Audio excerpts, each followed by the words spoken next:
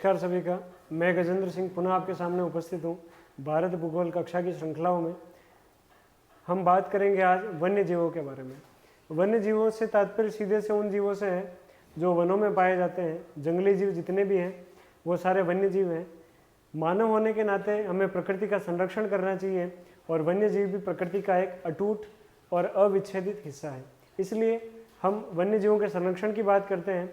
तो आज हम जानेंगे वन्य जीवों के संरक्षण के बारे में कि भारत में उसके लिए क्या क्या प्रयास किए गए हैं। हम बात करेंगे किस प्रकार से भारत में वन्य जीवों को संरक्षित किया गया है। तो चलिए शुरू करते हैं। वन्य जीव संरक्षण के लिए यूनेस्को द्वारा स्टॉकहोम सम्मेलन 1972 में संपन्न किया गया और स्टॉकहोम कहाँ है? स्वीडन में। यानी वन्य जीवों को बचाने के लिए यूनेस्को जो है संस्था, उन्होंने एक स्टॉकहोम सम्मेलन करवाया था और स्टॉकहोम जो है वो स्वीडन में है। 1972 में सम्मेलन हुआ और 1972 में ही भारत में वन्य जीव संरक्षण अधिनियम लागू हुआ। तो ये थोड़ा सा ध्यान रखें आप कि भारत में 1972 में वन्य जीव संरक्षण अधिनियम जो है लागू हुआ है। अब कोई भी चीज़ कम करना चाह रहे हैं प्रशासनिक स्तर पर तो उसके लिए योजनाएं बनानी पड़ती है। तो कौन कौन सी योजनाएं बनाई गई, बात करें भारत में वन्य जीवों के संरक्षण के लिए परियोजनाएं। देखें, पहली जो है प्रोजेक्ट लायन या शेर परियोजना, ये 1972 में बनाई गई। वन्य जीवों वाले टॉपिक में कोई किसी प्रकार का ज़्यादा कंसेप्ट नहीं है, आपको बस फैक्ट देखने मिलेंगे। थोड़ा सा उबाऊ लग सकता है आपको ये टॉपिक, पर आपको सीधे ही फैक्ट याद करने हैं और उनको बिना गड़बड़ के तारीख जो भी है अच्छे से याद रखनी है। बात के लिए हमने प्रोजेक्ट लायन अथवा शेर परियोजना, सन याद रखें 1972। बाघ परियोजना अथवा प्रोजेक्ट टाइगर, ये 1973 में शुरू किया गया। भारत में 50 टाइगर रिजर्व बनाए गए हैं अभी तक। बाघों के संरक्षण हेतु भारत का सबसे पहला राष्ट्रीय पार्क व टाइगर रिजर्व जिम कार्बेट अथवा हेली राष्ट्रीय पार्क जो कि उत्तराखंड में है। ये थोड़ा सा आप इंपॉर्टेंट याद रखें। प्रोजेक्ट क्रोकोडाइल तथा प्रोजेक्ट घड़ियाल। मगरमच्छ और घड़ियाल तो अलग जीव होते हैं। मगरमच्छ और घड़ियाल को लोग एक ही समझ लेते हैं, परंतु मगरमच्छ का मुंह जो होता है बड़ा होता है और घड़ियाल का मुंह जो होता है वो छोटा होता है। मगरमच्छ बड़े जीवों को खाता है और घड़ियाल छोटी मछली और उनको खाता है। तो इन दोनों को बचाने के लिए 1975 में परियोजना बनाई गई और इसके तहत प्रजनन केंद्र स्थापित किए गए। अब प्रजनन केंद्र क्यों? कि जितने अधिक इनकी संख्या होगी, जनसंख्या होगी, उतना ही लंबे समय तक ये सर्वाइव कर पाएंगे। तो प्रजनन केंद्र स्थापित किए गए हैं। फर्स्ट है टीकड़पाड़ा और महानदी, ये दोनों जो है उड़ीसा में स्थित हैं। बात करें कुकरेल गोमती नदी पर लखनऊ में, लखनऊ उत्तर प्रदेश। और चौथे नंबर पर राष्ट्रीय चंबल अभयारण्य मध्य प्रदेश। यहाँ आप कंफ्यूजन हो सकते हैं क्योंकि चंबल नदी राजस्थान में प्रवाहित होती है। तो अगर पूछ लिया जाए कि राष्ट्रीय चंबल अभयारण्य कहाँ है, अगर ऑप्शन दे रखा है राजस्थान, बिल्कुल नहीं करना है, वो है आपका मध्य प्रदेश में। कछुआ परियोजना, जाहिर है कछुओं को बचाने के लिए 1975 में ये परियोजना ओलिव रिडले, एक कछुआ की प्रजाति, उसको बचाने के लिए प्रारंभ की गई और इसके लिए भीतरकनिका, कौन सा? भीतरकनिका राष्ट्रीय पार्क उड़ीसा में स्थापित किया गया। आगे देखें प्रोजेक्ट राइनो अथवा गेंडा परियोजना। ये परियोजना 1887 में शुरू की गई। भारत में एक सींग वाला गेंडा केवल भारत में ही मिलता है। इसके लिए काजीरंगा राष्ट्रीय पार्क, मानस राष्ट्रीय पार्क, ये दोनों असम में है तथा जलडबरा राष्ट्रीय पार्क पश्चिम बंगाल में। इस पूरे टॉपिक में समझने जैसा ज़्यादा कुछ नहीं है, बस ये फैक्ट से आपको एज इट इज याद रखने हैं।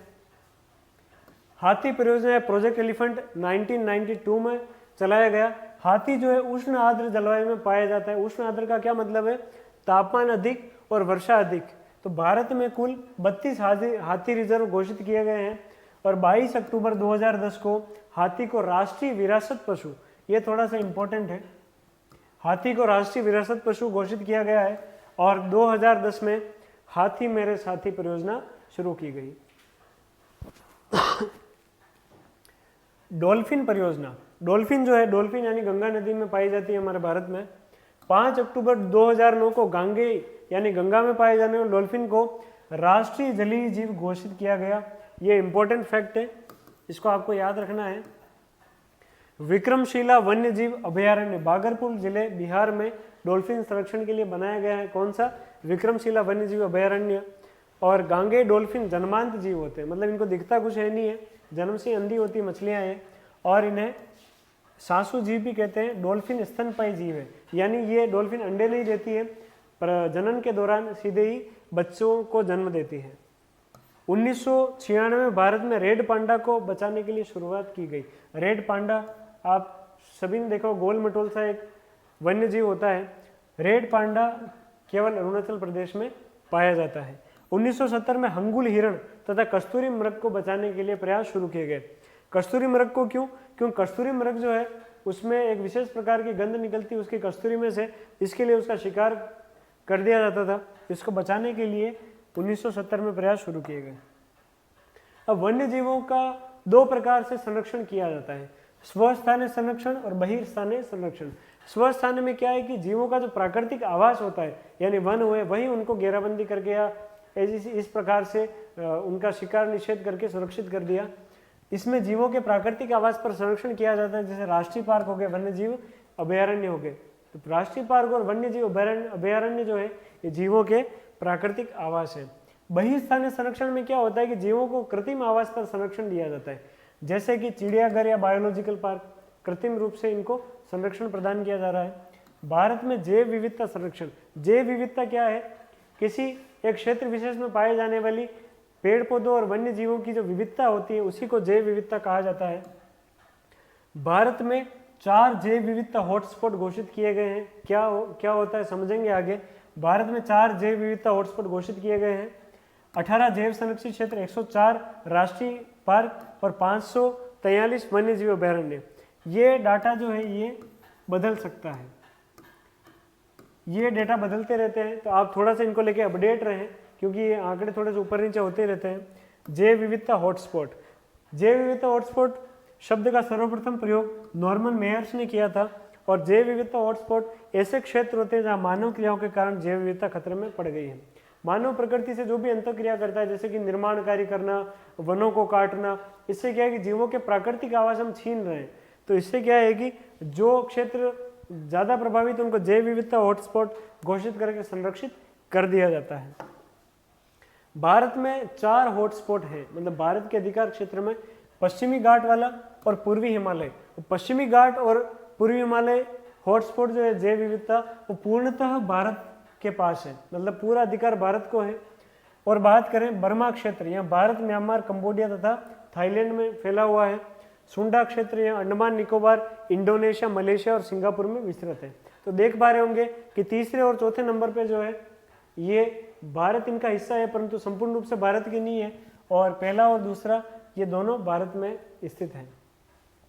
जैव संरक्षण क्षेत्र में क्या किया जाता है कि पेड़ पौधे तथा जीव जंतु का संरक्षण किया जाता है। इसे अंग्रेजी में बायोस्फीयर कहा जाता है। बायोस्फीयर शब्द का सर्वप्रथम प्रयोग 1875 में एडवर्ड स्वेस के द्वारा किया गया। ये नाम और जानकारी इतनी इंपॉर्टेंट नहीं है, याद रख सकते हैं, कोई दिक्कत नहीं इसमें। अब भारत में राज्यवार जैव संरक्षित क्षेत्र में आपको बताने जा रहा हूँ, आपको एज इट इज याद रखना है। इसके साथ आप एक काम करें, आपको इन्हें मैप में भरना है। मैप में भरते ही आपको अच्छे से याद हो जाएंगे। तो बात करते हैं जैव संरक्षित क्षेत्र और संबंधित राज्य। पिन वैली अथवा कोल्ड डेजर्ट। पिन वैली जो जैव संरक्षित क्षेत्र है उसको कोल्ड डेजर्ट भी कहा जाता है।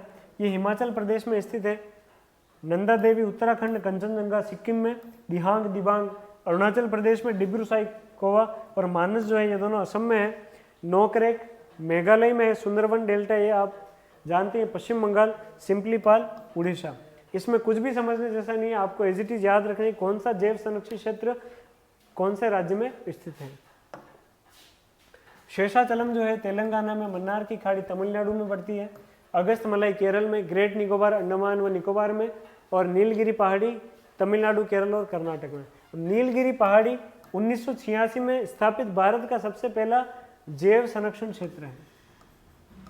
जैव संरक्षण क्षेत्र है, ये थोड़ा सा इंपॉर्टेंट फैक्ट है। फिर आगे बात करें, कच्छ का रण जो जैव संरक्षित क्षेत्र गुजरात में है। पन्ना, पंचमढ़ी और अमरकंटक ये तीनों मध्य प्रदेश में है।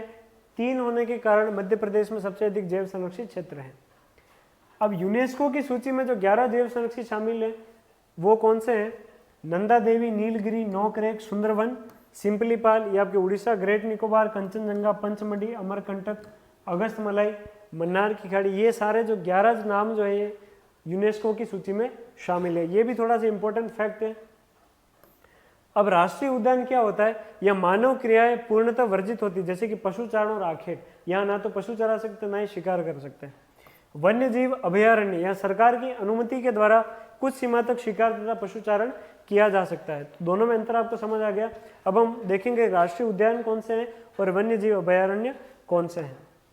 राष्ट्रीय पार्क या राष्ट्रीय उद्यान, भारत में 104 राष्ट्रीय पार्क है, जो कि भारत के कुल क्षेत्रफल के 1.23% क्षेत्र पर विद्यमान है। भारत का सबसे बड़ा राष्ट्रीय पार्क, ये इंपॉर्टेंट है, हेमिस राष्ट्रीय पार्क लद्दाख। ये थोड़ा सा इंपॉर्टेंट नोट कर लें इसको। भारत का सबसे छोटा राष्ट्रीय पार्क दक्षिण बटन राष्ट्रीय पार्क, अंडमान निकोबार, ये भी याद रखने लायक जानकारी है। भारत का सबसे पहला राष्ट्रीय पार्क जिम कॉर्बेट 1936 में इसको स्थापित किया गया और इसे हेली राष्ट्रीय पार्क भी कहा जाता है। और भारत का सबसे अंतिम राष्ट्रीय पार्क कूनो राष्ट्रीय पार्क मध्य प्रदेश में। ये आंकड़ा अभी तक तो ये चल रहा है, अगर आगे कोई राष्ट्रीय पार्क बनता है तो उसका नाम इसमें सम्मिलित कर दिया जाएगा। भारत में एशियाई शेरों के लिए गिर यानी ये गुजरात में स्थित है। भारत में एशियाई शेरों के लिए गिर के अलावा इस राष्ट्रीय पार्क में संरक्षण दिया गया है। भारत में सर्वाधिक राष्ट्रीय पार्क मध्य प्रदेश राज्य में है। कितने हैं? 10 संख्या है इनकी। और दूसरे नंबर पर अंडमान तथा निकोबार 9 संख्या के साथ में दूसरा नंबर पर आता है राष्ट्रीय पार्क के मामले में। प्रमुख राष्ट्रीय पार्क कौन से हैं? राज्यवार अपन पढ़ेंगे इसको, साथ ही इसकी कुछ जानकारियां भी अपन देखेंगे। जम्मू कश्मीर के राष्ट्रीय पार्क देखें तो सिटी फॉरेस्ट राष्ट्रीय पार्क, इसको सलीम अली राष्ट्रीय पार्क भी कहते हैं। अब सलीम अली कौन थे? सलीम अली एक पक्षी विज्ञानी थे, पक्षी विज्ञानी है। इन्हें बर्ड मैन ऑफ इंडिया के नाम से भी जाना जाता है। सलीम अली राष्ट्रीय पार्क तो जम्मू कश्मीर में है, परंतु सलीम अली वन्य जीव अभयारण्य गोवा और केरल में स्थित है। ये थोड़ा सा कंफ्यूजन वाला फैक्ट है, आपको याद रखना एज इट इज। दूसरे नंबर पर बात करें तो दागीचम राष्ट्रीय पार्क, यह हंगुल हिरण के लिए प्रसिद्ध है। हंगुल हिरण को कश्मीरी हिरण भी कहा जाता है। हेमिस राष्ट्रीय पार्क लद्दाख में स्थित है और याक हेतु प्रसिद्ध है। किश्तवाड़ राष्ट्रीय पार्क भी जम्मू कश्मीर में स्थित है। देखें हिमाचल प्रदेश में कौन कौन से हैं? ग्रेट हिमालयन राष्ट्रीय पार्क, यह कस्तूरी मृग और हिम तेंदुआ के लिए प्रसिद्ध है। इंद्रकला राष्ट्रीय पार्क, खीर गंगा राष्ट्रीय पार्क, पिन वैली राष्ट्रीय पार्क हिमाचल प्रदेश में शिकारी देवी वन्यजीव अभयारण्य तेंदुआ के लिए प्रसिद्ध है। ये बात कर ली हमने हिमाचल प्रदेश की। आपको राष्ट्रीय पार्क राज्यवार याद रखने हैं, सीधे तौर पर सुमेलित करने वाले में सबसे ज्यादा चांसेस बनते हैं। ये कंटेंट अपन जो पढ़ रहे हैं आपको सुमेलित करने वाले में पूछा जा सकता है। उत्तराखंड में जिम कॉर्बेट राष्ट्रीय पार्क 1936 में जिम कॉर्बेट। गोविंद राष्ट्रीय पार्क, गंगोत्री, राजाजी राष्ट्रीय पार्क, राजाजी हाथियों के लिए प्रसिद्ध है। फूलों की घाटी राष्ट्रीय पार्क और नंदा देवी राष्ट्रीय पार्क। ये बात हो गई उत्तराखंड के जो राष्ट्रीय पार्क हैं उनकी। उत्तर प्रदेश में दुधवा राष्ट्रीय पार्क है, हरियाणा में कालेश्वर सुल्तानपुर राष्ट्रीय पार्क है। राजस्थान में देखें तो बहुत सारे मिलेंगे आपको, जैसे केवला देव राष्ट्रीय पार्क अथवा गाना पक्षी विहार भरतपुर, मुकुंदरा हिल्स राष्ट्रीय पार्क, रणथंबोर राष्ट्रीय पार्क, सरिस्का राष्ट्रीय पार्क, डेजर्ट राष्ट्रीय पार्क। डेजर्ट राष्ट्रीय पार्क जो है सोहन चिड़िया अथवा ग्रेट इंडियन बस्टर्ड के लिए प्रसिद्ध है। केवला देव राष्ट्रीय पार्क जो है ये वाला, ये आपके साइबेरियाई सारस के लिए प्रसिद्ध है। गुजरात की बात करें तो बासंदा राष्ट्रीय पार्क या ब्लैक बक राष्ट्रीय पार्क ये काला हिरण के लिए प्रसिद्ध है। मेरिन राष्ट्रीय पार्क कच्छ की खाड़ी में स्थित है और गिर राष्ट्रीय पार्क एशियाई शेरों के लिए प्रसिद्ध है। मध्य प्रदेश में 10 राष्ट्रीय पार्क है, इसको टाइगर प्रदेश के नाम से भी जाना जाता है। कौन से हैं? पन्ना, पेंच को इंदिरा प्रियदर्शिनी राष्ट्रीय पार्क भी कहा जाता है। पंचमढ़ी राष्ट्रीय पार्क, माधव राष्ट्रीय पार्क, कान्हा वन विहार, फॉसिल, सतपुड़ा, संजय राष्ट्रीय पार्क, कूनो राष्ट्रीय पार्क। ये सारे 10 के 10 किस्में हैं मध्य प्रदेश में। प्रश्न अगर आता है कि सर्वाधिक राष्ट्रीय पार्क कहाँ है मध्य प्रदेश में, संख्या पूछी जाए तो 10, और इनमें से ये भी पूछा जा सकता है कौन सा पार्क मध्य प्रदेश में है अथवा नहीं। तो आपको फैक्ट आंकड़े बिल्कुल एज इट इज आपको याद रखना है। छत्तीसगढ़ में है गुरु घासीदास, कांगेर और इंद्रावती। बिहार में वाल्मीकि राष्ट्रीय पार्क। पश्चिम बंगाल में बुक्सा जलदपरा, सुंदरवन राष्ट्रीय पार्क। उड़ीसा में भीतरकनिका, ये कछुआ के लिए, और सिंपलीपाल राष्ट्रीय पार्क उड़ीसा में है। कर्नाटक में है बांदीपुर, ये हाथी और टाइगर के लिए। बानेरघट्टा, कुद्रेमुख और नागरहोल अथवा राजीव गांधी राष्ट्रीय पार्क, ये सभी कहाँ स्थित है? कर्नाटक में। सीधे तौर पर आपको पूछा जाएगा फैक्ट। केरल में है पेरियार, हाथी के लिए प्रसिद्ध है। इराविकुलम, साइलेंट वैली और अन्नामलाई राष्ट्रीय पार्क, ये भी हाथी के लिए है। आंध्र प्रदेश में है पापीकोंडा, रामेश्वर और वेंकटेश्वर, ये आंध्र प्रदेश के राष्ट्रीय पार्क हो गए। अब अंडमान निकोबार में राष्ट्रीय पार्क की दृष्टि से भारत में दूसरे स्थान पर आता है। पहले स्थान पर मध्य प्रदेश संख्या 10 के साथ, और ये 9 राष्ट्रीय पार्क हैं। देखते हैं कौन से हैं। महात्मा गांधी राष्ट्रीय पार्क, रानी झांसी राष्ट्रीय पार्क। थोड़ा सा याद रखें, आपको कंफ्यूज करने के लिए रानी झांसी देते ही आपको नाम आएगा, किसी और जगह का आप नाम लिख सकते हैं, परंतु ये रानी झांसी कहाँ है? अंडमान तथा निकोबार में। गलेथिया राष्ट्रीय पार्क हो गया। हेरियट तथा हेवलॉक राष्ट्रीय पार्क हो गया। हेरियट तथा हेवलॉक अपन भौतिक प्रदेश में भी अच्छे से पढ़ चुके हैं। शेडल चोटी भी अपन ने पढ़ी थी। उत्तरी बटन, मध्य बटन, दक्षिणी बटन और ग्रेट निकोबार राष्ट्रीय पार्क, ये 9 राष्ट्रीय पार्क कहाँ स्थित है? अंडमान तथा निकोबार में। ये हमने सारे राष्ट्रीय पार्क कंप्लीट कर लिए हैं। आपको राज्यवार इनको एज इट इज याद रखना है, और किस पशु के लिए, किस वन्य जीव के लिए प्रसिद्ध है, ये भी आपको याद रखना है। अब बात करें आर्द्र भूमियां, इससे भी प्रश्न आता है। आर्द्र भूमि उन क्षेत्रों को कहते हैं जो स्थायी अथवा अस्थायी, अर्थात वर्ष भर या वर्ष के कुछ महीने पानी से ढका रहता है, उसको क्या कहते हैं? आर्द्र भूमियां। इसके अंतर्गत झीलें, नदियां, दलदली क्षेत्र, आर्द्र घास भूमियां, मरुद्यान, डेल्टा, एस्चुरी, तटीय समुद्री क्षेत्र, मैंग्रोवन, मूंगा क्षेत्र, मानव निर्मित आर्द्र क्षेत्र जैसे छोटे तालाब, ये सभी किसमें आते हैं? आर्द्र भूमियों के अंतर्गत। यानी जो भूमि गीली है, बड़े क्षेत्र पर है, आर्द्र भूमि में सीधे तौर पर सम्मिलित की जा सकती है। अब आर्द्र भूमियों को संरक्षित करने के लिए 2 फरवरी 1971, डेट याद रखें, ईरान के रामसर नामक स्थान पर सम्मेलन किया गया। रामसर जो है कैस्पियन सागर के किनारे है, कि सम्मेलन हुआ हुआ आर्द्र भूमियों को भी संरक्षित किया जाना चाहिए। 2 फरवरी को इसीलिए आर्द्र भूमि दिवस मनाया जाता है। 21 दिसंबर 1975 को सम्मेलन का जो भी इन्होंने प्रावधान थे वो लागू किए। विश्व भर में 2300 से अधिक आर्द्र भूमियां हैं, 2300 से ज्यादा आर्द्र भूमियां हैं। अब हमारे काम की बात सबसे इंपॉर्टेंट, भारत में 37 आर्द्र भूमियां हैं, 37 वेटलैंड्स। आर्द्र भूमि को वेटलैंड्स भी कहा जाता है।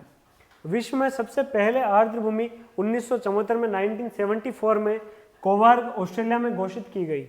विश्व की सबसे बड़ी आर्द्र भूमि पेंटागन ब्राजील है, और विश्व में सबसे आर्द्र भूमियां यूनाइटेड किंगडम में है, जिनकी संख्या क्या है? 171। आर्द्र भूमियों की थीम को लेकर भी क्वेश्चन पूछे जाते हैं। थीम यानी वो जब लागू की गई तो उसकी क्या टैगलाइन रही थी? 2019 में रही कि आर्द्र भूमियां तथा जलवायु परिवर्तन, वेटलैंड्स एंड क्लाइमेट चेंज। 1920 में रही आर्द्र भूमि तथा बायोडाइवर्सिटी, वेटलैंड एंड बायोडाइवर्सिटी, जैव विविधता। और 2021 में जो है वो है आर्द्र भूमि तथा जल, वेटलैंड्स एंड वाटर। भारत की आर्द्र भूमियां, इनको आपको अच्छे से याद रखना है। चिल्का झील उड़ीसा में, केवलादेव राष्ट्रीय उद्यान राजस्थान, हरिके झील पंजाब, लोकतक झील मणिपुर, सांपर झील राजस्थान। राजस्थान से ये 2 है, ये आपको थोड़ा सा याद रखना है इंपॉर्टेंट तौर पर। वुलर झील जम्मू कश्मीर, कांजली झील पंजाब, रोपड़ झील पंजाब, अष्टामुड़ी झील केरल, भीतरकनिका ओडिशा, भोज आर्द्र भूमि मध्य प्रदेश, दीपोर बिल ये आपके हैं असम में, पूर्वी कोलकाता ये आपके पश्चिम बंगाल में, कोल्लेरू झील आर्द्र भूमि ये पड़ती है आंध्र प्रदेश में, पॉइंट केलिमरे ये आपके तमिलनाडु में है, पोंग बांध झील हिमाचल प्रदेश में, सस्तम कोट्टा ये केरल में है, सिमोरिरी जम्मू कश्मीर, वेम्बनाड केरल, चंद्रताल हिमाचल प्रदेश, रेणुका आर्द्र भूमि हिमाचल प्रदेश। भारत की सबसे छोटी आर्द्र भूमि की बात की जाए तो रेणुका आर्द्र भूमि है। रुद्रसागर झील त्रिपुरा में, सुरेंसर मानसर झील जम्मू कश्मीर में, ऊपरी गंगा नदी उत्तर प्रदेश, नल सरोवर पक्षी अभयारण्य गुजरात में, और सुंदरवन डेल्टा पश्चिम बंगाल में स्थित और भारत की सबसे बड़ी आर्द्र भूमि है। भारत की सबसे बड़ी आर्द्र भूमि पूछी जाए तो पश्चिम बंगाल में सुंदरवन डेल्टा, सबसे छोटी पूछी जाए तो रेणुका आर्द्र भूमि हिमाचल प्रदेश में।